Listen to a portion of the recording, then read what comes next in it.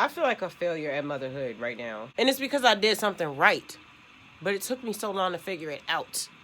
I feel like a failure. But I'm grateful I figured it out finally.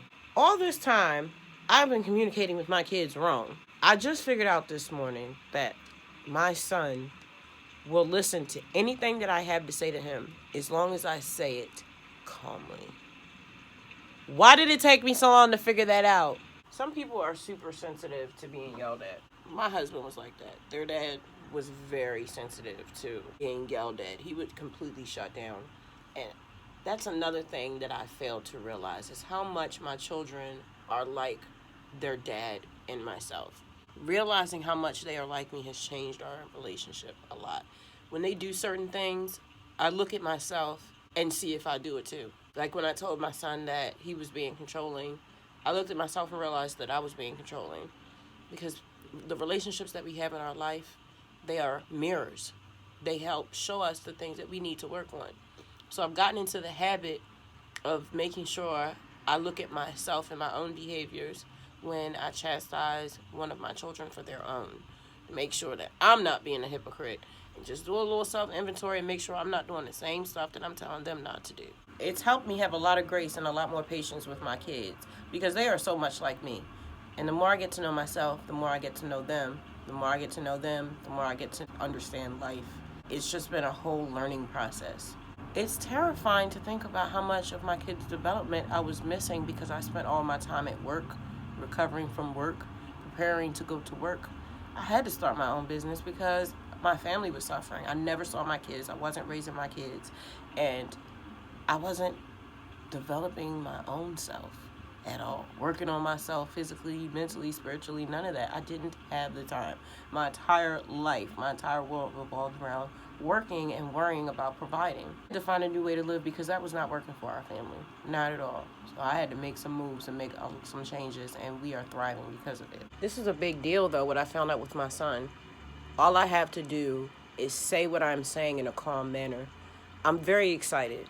One, because I never thought that I was going to have enough self-control to be able to not yell, scream, cuss when I was upset. I used to be one of those moms.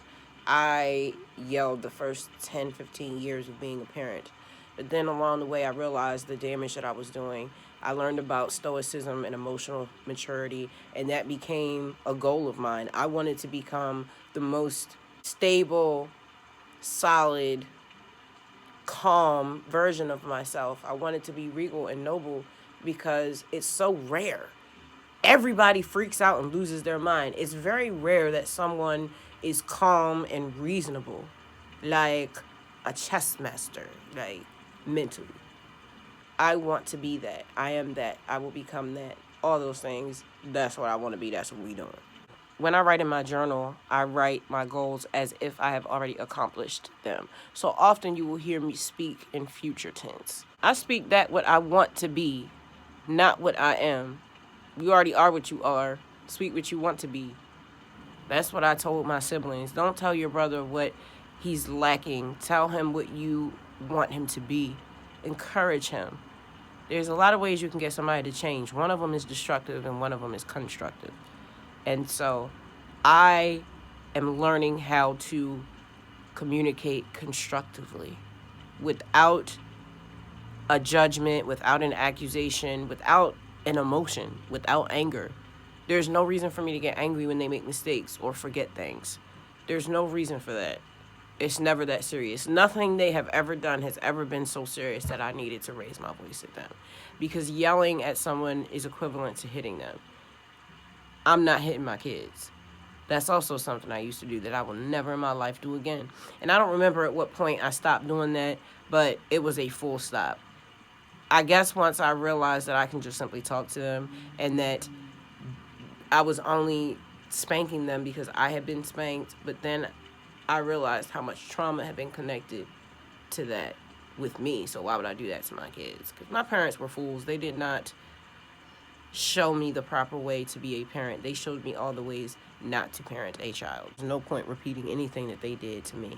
Moving forward, I'm going to make sure that I hold myself accountable and speak to my children in a very calm way, regardless of how I feel. It's going to take a whole new skill set, because this is what, 20, 25, 30, 40 years of being reactionary. Obviously, this is going to take some research and then a strategy. And then we're going to learn how to apply our new information and figure out how we become a non-reactive parent. Have a great day.